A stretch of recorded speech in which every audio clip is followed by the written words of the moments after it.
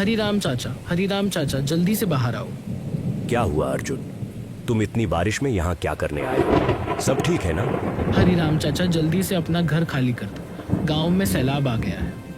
किसी सुरक्षित जगह चले जाओ। सब लोग गांव छोड़कर जा चुके हैं, बस हम ही रह गए हैं। जल्दी से अपना घर खाली कर दो। इतना कहकर अर्जुन वहाँ से चला गया और हरिराम चाचा ने अपने बेटे और बहू से कहा, बेटा मोहन, जल्दी से अपना जरूरी सामान ले लो।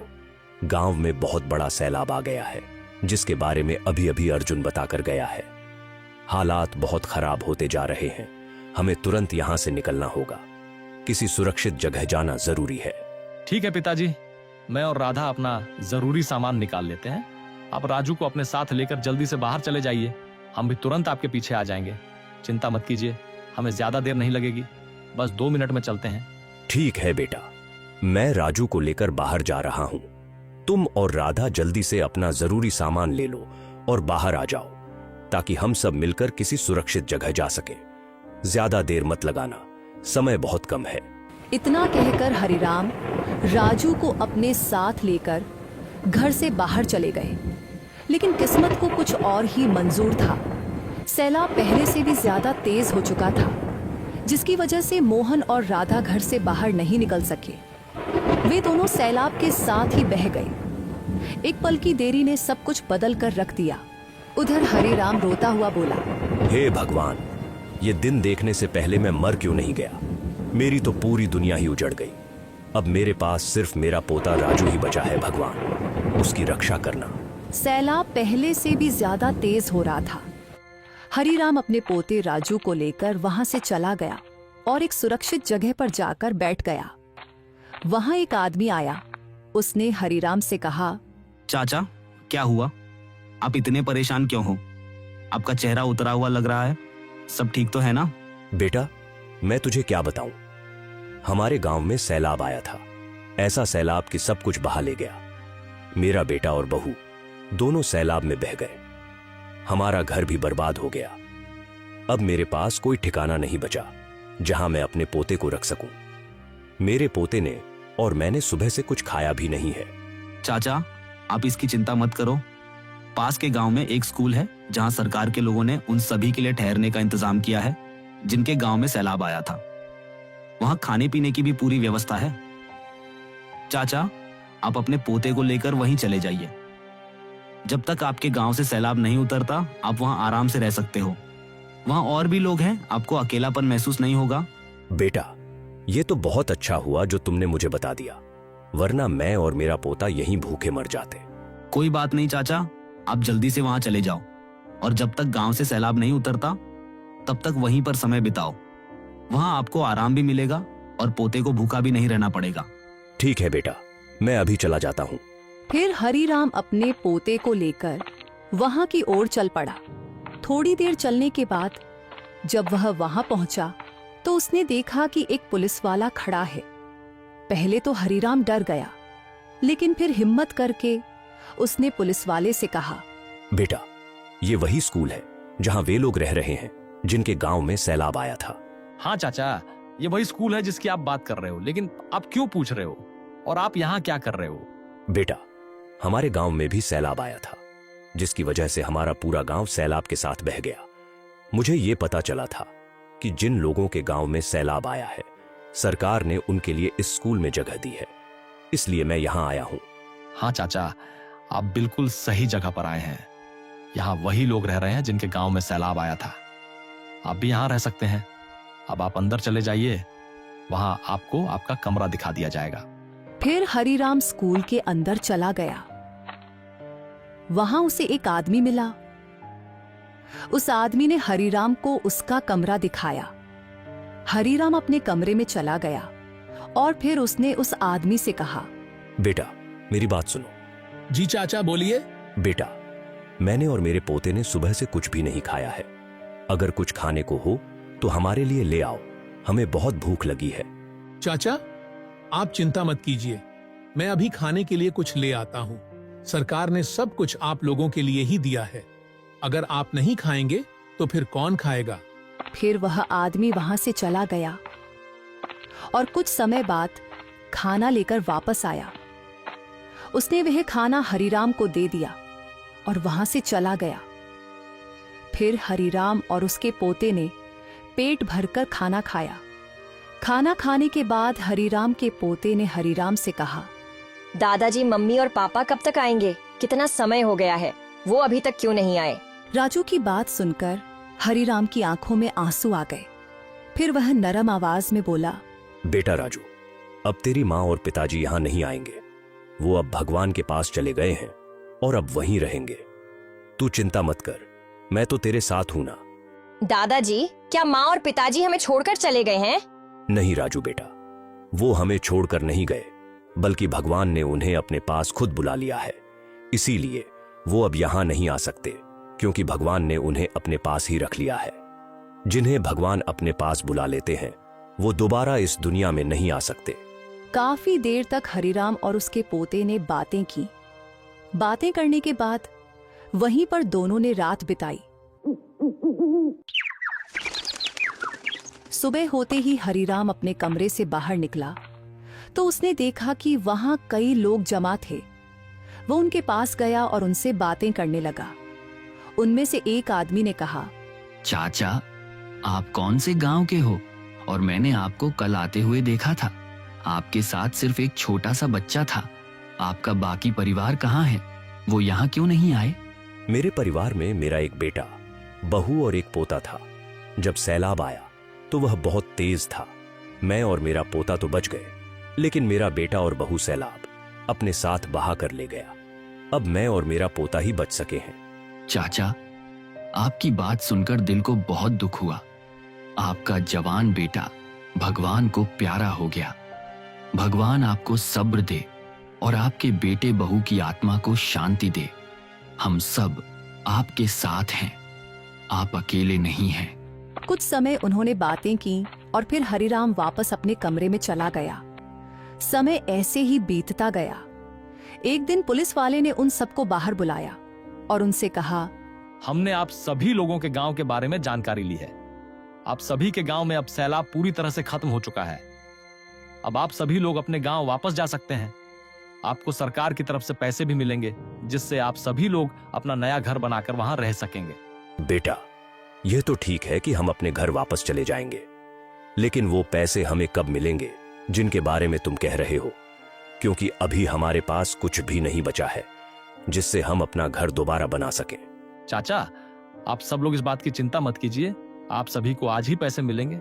जब आप यहाँ से जाएंगे तो मैं आपको पैसे देकर ही रवाना करूंगा, ताकि आप सब लोग अपना नया घर बना सकें। पुलिस वाले से पैसे लेने के बाद सब लोग अपने अपने गांव वापस चले गए और वहां जाकर अपना नया घर बना लिया। और हरिराम चाचा भी पहले की तरह अपनी जिंदगी जीने लगे। वो खेती बाड़ी करके अपना घर चलाते थे। एक दिन वो एक बरगद का छोटा सा पेड़ घर ले आए और उसे अपने घर के सामने लगा दिया। और राजू ने हरिराम से कहा, दादाजी, आप इस बरगद के पेड़ को घर के सामने क्यों लगा रहे हो? राजू बेटे, ये बरगद का पेड़ जब बड़ा हो जाएगा तो हमें सहारा देगा, इसलिए मैं इसे अपने घर के सामने लगा रहा हूँ। दादाजी, ये पेड़ हमें कैसा सहारा देगा जिसकी आप बात कर रहे हो? भला पेड़ हमें कैसे सहारा दे सकता है? बेटा, हर 2-3 साल बाद जब बारिश बहुत ज्यादा होती है तो हमारे गांव में बहुत बड़ा सैलाब आता है, जिससे बहुत नुकसान होता है। इसीलिए मैं इस बरगद के पेड़ को अपने घर के सामने लगा रहा हूं। जब यह बरगद का पेड़ बड़ा हो जाएगा तो मैं इसके ऊपर एक छोटी सी झोपड़ी बनाऊंगा, और जब सैलाब आएगा तो हम वहीं अपना समय बिताएंगे और हमारा कोई नुकसान नहीं होगा। ठीक है दादाजी, लेकिन क्या ये पेड़ हमें सच में सहारा देगा? हाँ बेटा, ये हमें जरूर सहारा देगा जब ये बड़ा हो जाएगा। हरिराम और उसके पोते ने थोड़ी देर बातें की, फिर वे दोनों वापस घर चले गए। जब गांव के लोगों को पता चला कि हरिराम अपने घर के सामने एक बरगद का पेड़ लगा रहा है जो उसे आने वाले समय में सहारा देगा, तो उनमें से कई लोग आपस में बातें करने लगे। हरिराम काका का अपने बेटे और बहू की मौत के बाद दिमाग बिल्कुल खराब हो गया है जो वो ऐसे काम कर रहा है। भला बरगद का पेड़ उसकी आने वाले समय में कैसे रक्षा कर सकता है? हाँ भाई राहुल, तुमने सही कहा। मुझे भी अब यही लग रहा है कि हरिराम काका का दिमाग खराब हो गया है। मुझे तो लगता है कि हरिराम काका को अब किसी डॉक्टर की जरूरत है जो वो ऐसे पूठे सीधे काम कर रहा है। भगवान उसका भला करे। मुझे तो लगता है कि उसी सदमे ने हरि काका का दिमाग खराब कर दिया है। मुझे भी यही लगता है कि हरिराम काका को डॉक्टर की जरूरत है, न कि बरगद के पेड़ की, जो आने वाले समय में उसे सहारा देगा। गांव वाले लोग आपस में बातें करने लगे, लेकिन हरिराम को उन लोगों की बातों से कोई फर्क नहीं पड़ा। वो रोज अपना काम करता और लौटने पर उस पेड़ को पानी देता। लेकिन गांव में कुछ लोग ऐसे भी थे जो हरिराम के इस काम से सहमत थे। वे लोग भी हरिराम की तरह अपने घरों के सामने बरगद का पेड़ लगाना चाहते थे। वे हरिराम के पास आए और बोले, हरिराम, हमें भी बताओ कि तुम यह बरगद का पेड़ अपने घर के सामने क्यों लगा रहे हो, और यह आने वाले समय में हमारी कैसे मदद करेगा और हमें सहारा कैसे देगा? मैं यह बरगद का पेड़ इसलिए लगा रहा हूं क्योंकि हमारे गांव में हर 2-3 साल में एक बड़ा सैलाब आता है, जिससे हमें बहुत नुकसान होता है। लेकिन इस बार जब भी सैलाब आएगा तो मैं अपना समय इसी पेड़ पर बिताऊंगा। मैं इस पेड़ पर एक छोटी सी झोपड़ी बना लूंगा ताकि मेरी और मेरे घर की रक्षा हो सके। हरिराम की बात से सभी लोग बहुत सहमत हुए। फिर उन्होंने हरिराम से कहा, हरिराम काका, आपने हमें आज एक बहुत बड़ी बात समझाई। हम भी आपकी तरह अपने घरों के सामने बरगद का पेड़ लगाएंगे ताकि हम भी आने वाले समय के लिए तैयार रहें। फिर अगले दिन से उन सभी लोगों ने अपने घर के सामने बरगद का पेड़ लगाना शुरू कर दिया। कुछ समय ऐसे ही बीतता गया। बरगद के पेड़ बड़े हो गए।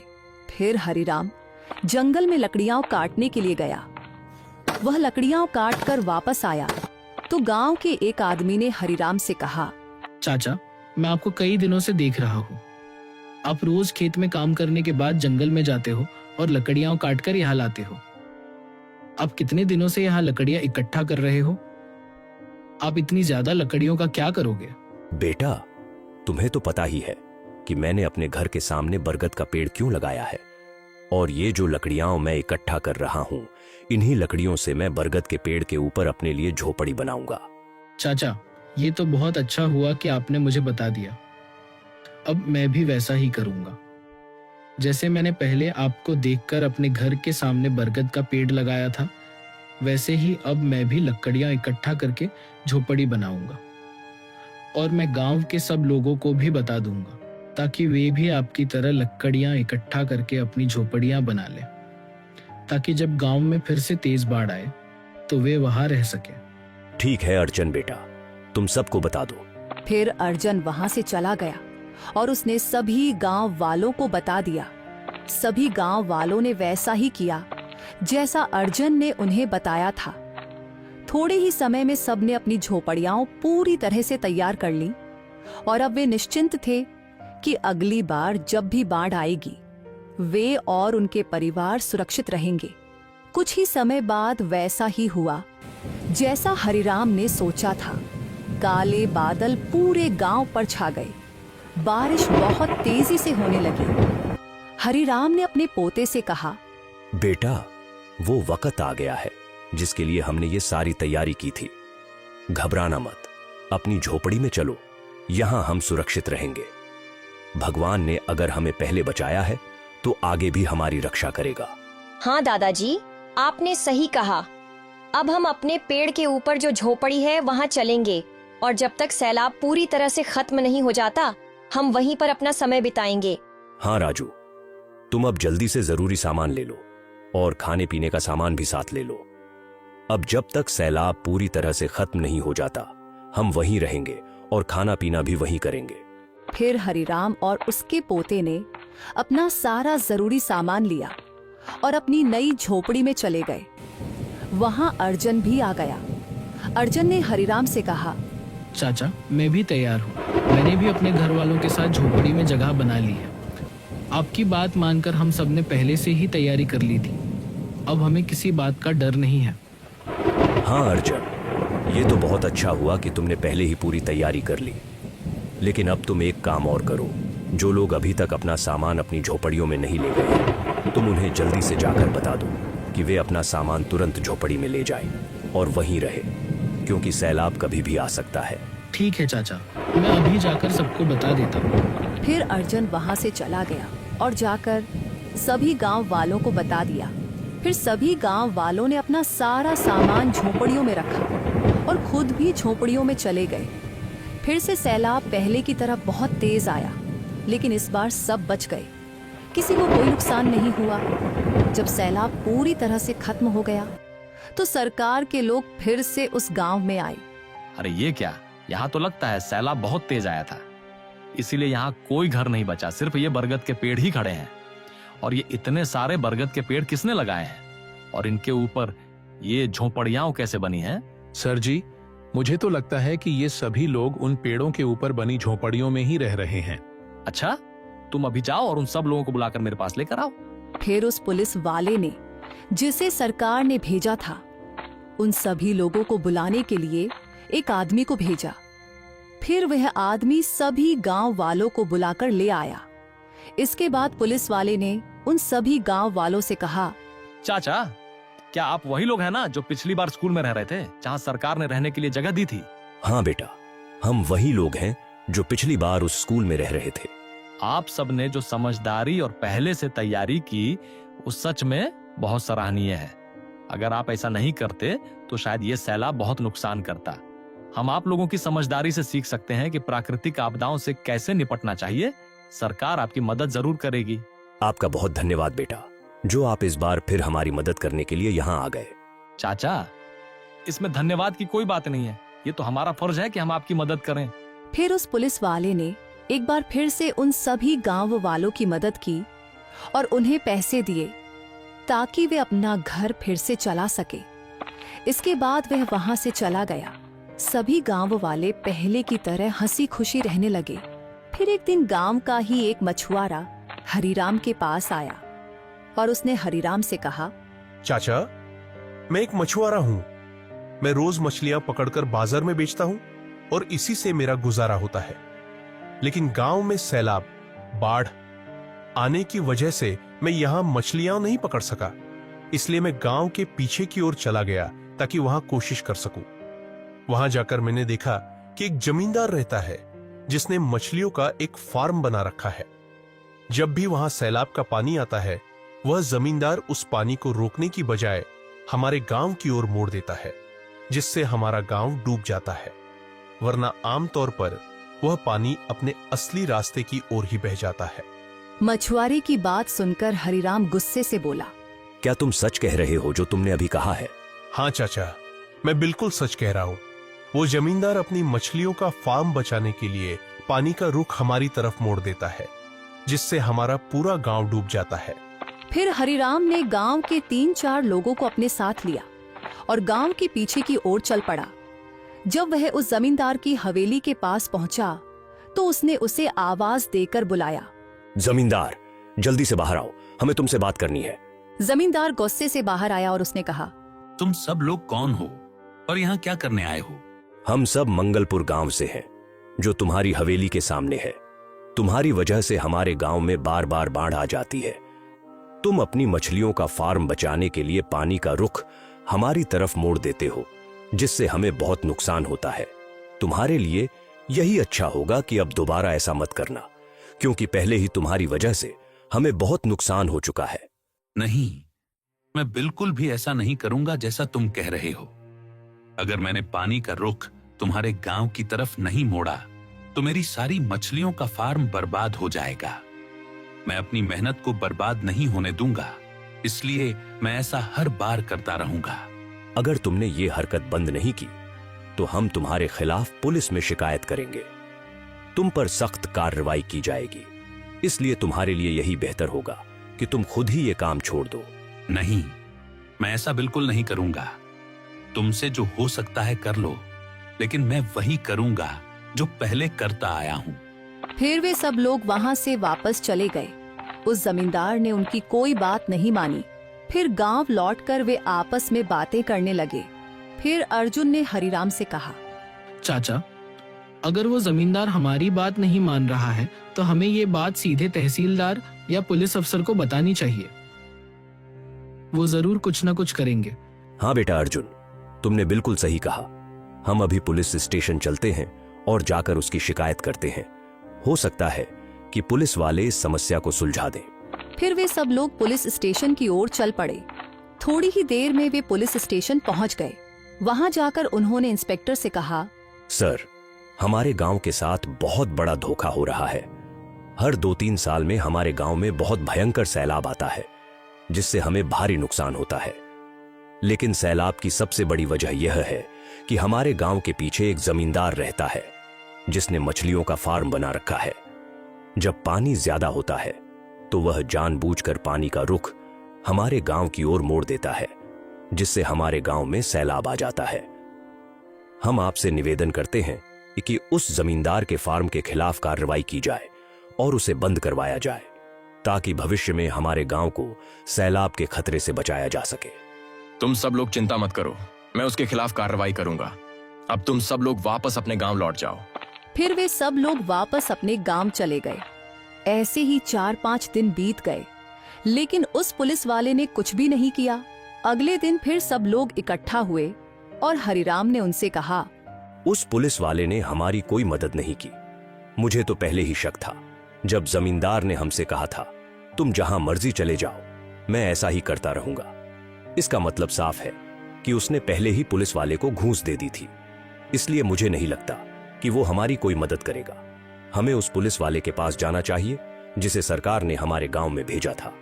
मुझे उम्मीद है कि वह जरूर हमारी मदद करेगा। हाँ हरिराम चाचा, आपने बिल्कुल सही कहा। हमें अब उसी पुलिस वाले के पास जाना चाहिए। वह एक ईमानदार और अच्छा इंसान है। उसने पहले भी हमारी बहुत मदद की थी और मुझे पूरा यकीन है कि अब भी वह जरूर हमारी मदद करेगा। फिर वे सब लोग उसी पुलिस वाले के पास गए जिसे सरकार ने उनके गांव में भेजा था। उन्होंने जाकर पूरी बात विस्तार से बताई। पुलिस वाले ने ध्यान से बात सुनी और गंभीरता से कहा, आप लोग बिल्कुल चिंता मत कीजिए, मैं खुद जाकर इस मामले की जांच करूंगा।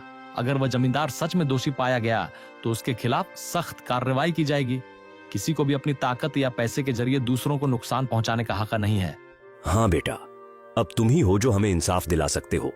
हमें तुम पर पूरा भरोसा है। चाचा, आप बिल्कुल चिंता मत कीजिए, मैं आपको इंसाफ दिलवाऊंगा। अब आप सब लोग अपने गांव वापस चले जाइए। मैं कल आऊंगा और पूरी जांच करूंगा। अगर जमींदार दोषी पाया गया तो मैं उसे सजा दिलवाऊंगा और जैसा आपने बताया है उसका मछलियों का फार्म भी बंद करवा दूंगा। आपको इस बात की बिल्कुल भी चिंता करने की जरूरत नहीं है। फिर वो सभी लोग वापस अपने गांव चल पड़े।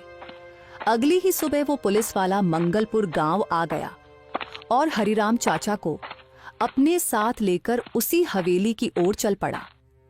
वहां जाकर उसने पूरी जांच पड़ताल की और फिर हरिराम चाचा से कहा, चाचा, आपकी बात बिल्कुल सही निकली। मैंने पूरी तहकीकात कर ली है और जमींदार वाकई में दोषी है। वह अपनी मछलियों के फार्म को बचाने के लिए जानबूझकर पानी का रुख आपके गांव की तरफ मोड़ देता है। अब मैं तुरंत उसके खिलाफ कार्रवाई करूंगा। उसका मछलियों का फार्म बंद किया जाएगा और उसे कानून के तहत सजा भी दी जाएगी। आप सबको अब चिंता करने की कोई जरूरत नहीं है। इंसाफ जरूर होगा। हाँ बेटा, अब तू ही हमारी मदद कर सकता है। फिर वह पुलिस वाला वापस आ गया और उसने हरिराम को मंगलपुर गांव में छोड़ दिया और खुद लौट गया। फिर उसने 2-3 दिनों के अंदर वह मछलियों का फार्म पूरी तरह से खत्म करवा दिया, जिससे मंगलपुर गांव की समस्या पूरी तरह हल हो गई। अब सब लोग पहले की तरह हंसी खुशी, बिना किसी डर के अपनी जिंदगी जीने लगे। दोस्तों, एक अच्छी कहानी बनाने में हमें बहुत मेहनत लगती है। अगर आपको हमारी कहानी पसंद आई हो तो कृपया वीडियो को लाइक करें, एक प्यारा सा कमेंट करें और हमारे चैनल को सब्सक्राइब करना न भूलें।